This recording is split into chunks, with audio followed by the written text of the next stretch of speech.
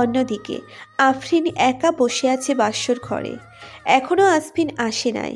সে ভাবছে কি হবে। আসপিন আসলে আসপিন তো তাকে ভুল বুঝে আছে। এসব ভাবনার মাঝে আসপিন আসলো। ওই স্টুপিড মেয়ে জানেন না বাসরাতে স্বামীর পা ধরে সালাম করতে হয়? আফরিন কিছু না বলে সালাম করতে নিল। আসপিন দ্রুত আফরিনকে ধরে নেয় আর বলে, থাক, লাগবে না। কিছু কথা বলার ছিল, শুনবেন? এখন ঘুমান, আমি এখন শোনার মুড নাই। শোনেন না প্লিজ, অনেক দরকারি কথা আমার। আরে বললাম না ঘুমাতে, ইডিয়েট। আফরিন ধমকে ভয় পেয়ে ঘুমিয়ে যায়, আর কিচ্ছু বলতে পারে না। আসপিন আজজন অনেক বড় ভুল করে ফেলল এভাবে আফরিনের কথা না শুনে।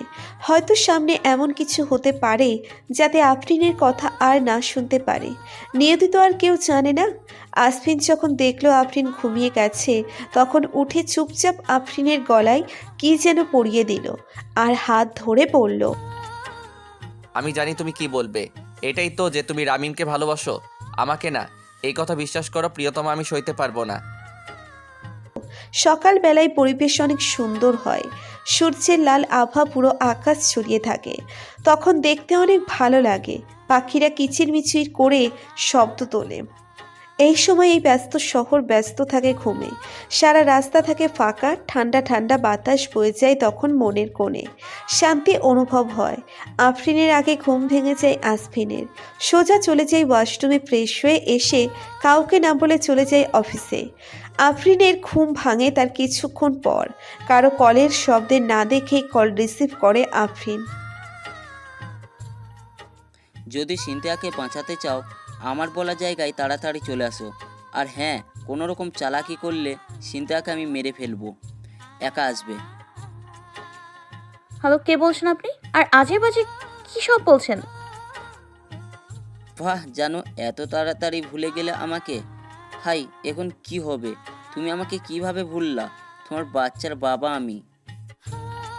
এই অসভ্য, এতদিন কিছু বলি নাই দেখা ভাবিস না আমি চুপচাপ থাকার মতো মেয়ে। আসছি আমি, থাক ওখানে তুই।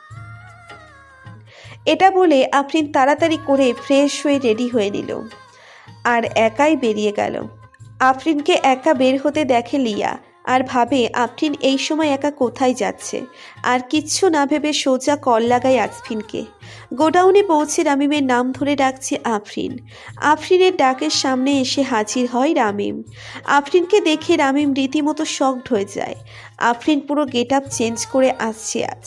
White jeans, black T shirt আর উপর ব্ল্যাক জ্যাকেট, চুল ঝুটি করে, চোখে চশমা।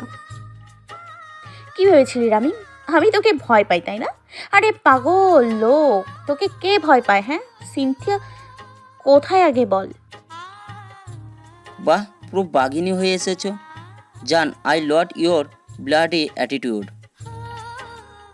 ডোন্ট কল মি জান, ইউ ব্লডি হোল। এটা বলেই রামিমকে লাথি মেরে নিচে ফেলে দেয় আফরিন। আচমকা অ্যাটাকের জন্য রামিম প্রস্তুত ছিল না, তাই রামিম উঠে উল্টে আঘাত করে আফরিনকে। দুজনে ফাইট করা শুরু করে। ফাইটের এক পর্যায়ে রামিম ছুরি নিয়ে আফরিনের পেটে ঢুকিয়ে দেয় আর সেখানে অজ্ঞান হয়ে পড়ে থাকে আর সেখান থেকে পালিয়ে যায়। আফরিন সেখানে অজ্ঞান হয়ে পড়ে থাকে। অন্যদিকে আসফিন লিয়ার থেকে কল পেয়ে চিন্তায় পড়ে যায় যে আফরিন একা কোথায় গেছে। আফরিনের ফোনের লোকেশন ট্র্যাক করে আফরিনের কাছে যাওয়ার জন্য রওনা দেয়।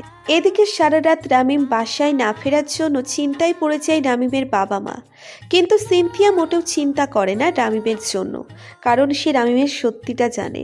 আফরিনকে রক্তাক্ত অবস্থায় নিচে পড়ে থাকতে দেখে স্থির হয়ে যায় আসফিন। তার প্রিয়তমার একই অবস্থা। তাড়াতাড়ি আফরিনকে হসপিটালে নিয়ে যায় আসফিন।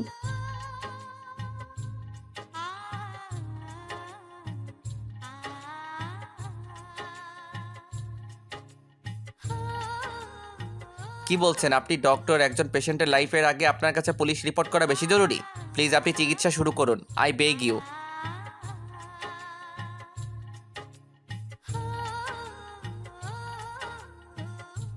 তখন পিছন থেকে কে যেন বলল, আপনি চিকিৎসা শুরু করুন, আমি আছি দেখার জন্য। ডক্টর আর আসফিন পিছনে তাকিয়ে দেখে এসিপি কথাটা বলছেন। যেভাবেই হোক মিস নাহিয়ানাকে সুস্থ করতে হবে গো। আপনি কে আর আফরিনকে কিভাবে চিনেন? And thanks. ওয়েল মিস আফরিনকে আমি কিভাবে চিনি তা না হয় আফরিনের থেকেই শোনেন। আর আমি এসিপি শামীম রেজা। তা আপনি কে হন আফরিনের? আমি হাজবেন্ড হই তার, আর আরেক দিকে থেকে কাজিন। ও আচ্ছা। তারা আর কোনো কথা না বলে ডাক্তারের জন্য অপেক্ষা করে। আসফিনের মাথায় শুধু ঘুরপাক খাচ্ছে এই কথাগুলোই, যে কে বা কারা মারলো আফরিনকে, কেনই বা মারলো, আর আফরিন ঠিক হয়ে যাবে তো। তখন ডাক্তার বেরিয়ে আসলো। ডক্টর আফরিন কেমন আছে? আমি তাকে দেখতে পারি?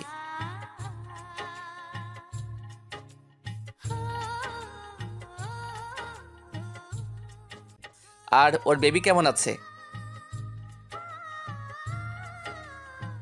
আফরিন তো প্রেগনেন্ট।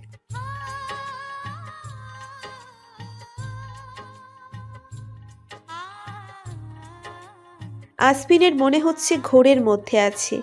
আফরিন প্রেগনেন্ট না হলে মিথ্যে কেন বলছে?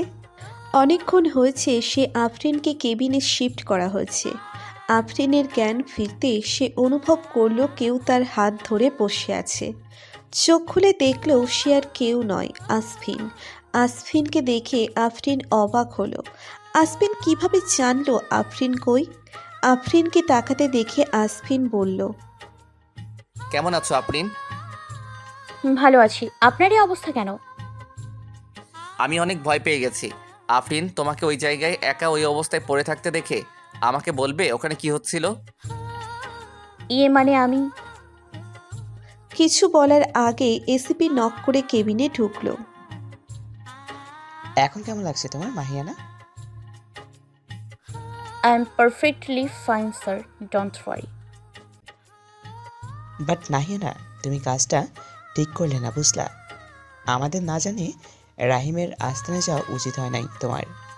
যদি রাহিমের ওপর চোখ রাখার জন্য লোক না রাখতাম তাহলে কিছু জানতে পারতাম না আমি। তোমাকে কাজে আমি দিয়েছি। তোমার আব্বু আমার প্রাণপ্রিয় বন্ধু বলে মামনি। আরে আঙ্কেল, ডোন্ট ওয়ারি, চিল। আসফিন কিছুই বুঝতে পারে নাই তাদের কথা, তাই হাঁ করে তাকিয়ে আছে তাদের দিকে। আফরিন তাই বুঝতে পেরে আসফিনকে বলতে শুরু করলো। আশফিন ওয়েট, আপনাকে আমি সব বলছি। আমি অনেক ছোট থেকে শামীম আঙ্কেলের কাছ থেকে ফাইটিং শিখতাম। ফাইটিংয়ের প্রতি আমার আগ্রহ দেখে আব্বু আম্মু সিক্রেটলি আমার জন্য ক্যারাটে মার্শাল আর্ট টিউটর রাখে। আস্তে আস্তে আমার ট্রেনিং সিক্রেটভাবে চলতে থাকে। তা আমি আম্মু আব্বু আর শামীম স্যার ছাড়া কেউ জানতো না। তখন কিছু সূত্রে জানতে পারি যে কেউ আমাদের ওখানে বাংলাদেশ থেকে ড্রাগসের বিজনেস করে আর সিক্রেট মিটিংয়ের জন্য ইউএসএ আসবে। ওই দিন থেকে আমি তার পেছনে খবর নেয়ার জন্য উঠে পড়ে লাগি। আর আমি জানতাম যে আপনি আমার পেছনে লোক লাগিয়েছেন, আমাকে ভালোবাসেন। প্রথম প্রথম বিরক্ত লাগলেও একসময় ভালোবেসে ফেলি আমি। তখন রামিম আমাদের বাসায় আসে আর তাকে নিয়ে ঘোরার দায়িত্ব আমার উপর পড়ে। একসময় জানতে পারি যে ড্রাগ স্মাগলার আর কেউ না, রামিম। ও যখন আমাকে প্রপোজ করে আমি তখন রাজি হই। আমার বানানো প্ল্যান অনুযায়ী সব ভালোভাবে চলতে থাকে, কিন্তু সমস্যা হয় ও একদিন আমাকে হোটেলে নিয়ে যায় ওর জন্মদিন উপলক্ষে। আর ওর প্ল্যান ছিল আমার সাথে রাত কাটানোর। এটা বোঝা মাত্র আমার কিছু ফ্রেন্ডসদের সাহায্যে ও ড্রিঙ্কসের ঘুমের মেডিসিন মিশিয়ে দেই। আর ওর দেয়া ড্রিঙ্কও আমি খাই না, কিন্তু এমন ভাব করি আমি সত্যি ড্রাঙ্ক। আর এই সুযোগ নেয়ার জন্য ও আমার সাথে কিছু করার আগেই ঘুমিয়ে যায়। আমি আমার এক ফ্রেন্ডকে দিয়ে ওর শার্ট খুলিয়ে কম্বল জড়িয়ে শুয়ে দেই আর নিজের জামা কাপড় আর চুল এলোমেলো করে ওর ওপর ঘুমিয়ে যাই। Is my plan. ও সকালে উঠে এসব দেখে সব বিলিভ করে নেয়। আর তোমার পাঠানো লোক হোটেল রুমে আমাকে আর ওকে ঢুকতে দেখে আলিজালি ভাবে, আর তা তোমাকে বলে, বুঝছো? রামিম কোনোভাবে জানতে পারে যে আম্মু আব্বু ওর সত্যিটা জানে, তাই ও আমাদের দেশে নিয়ে আসে। আমরা তা জানতাম না।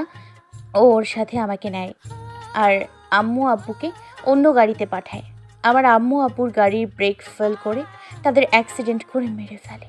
তাই দেশে এসে রামিম আঙ্কেলের সাথে যোগাযোগ করে ওকে ধরার জন্য অনেক প্ল্যান করি, কিন্তু এখানে আসার 2 মাস পর ও কিছু করতে পারছিল না। তাই আমি প্ল্যান করি যে রামিমকে বলবো আমি ওর সন্তানের মা হতে চলেছি, আর এতে ওর বাবুর জন্য হলেও গলে যাবে।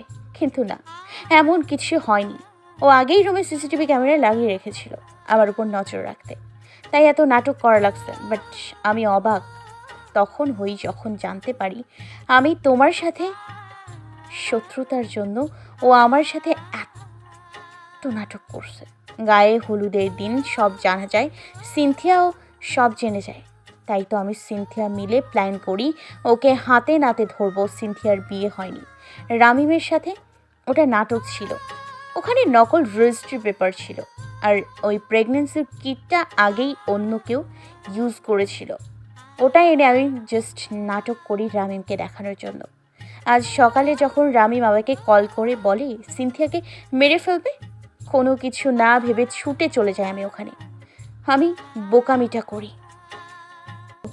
আসফিন এতক্ষণ অবাক হয়ে শুনছে এসব কথা। কি বলবে ভেবে পাচ্ছে না সে।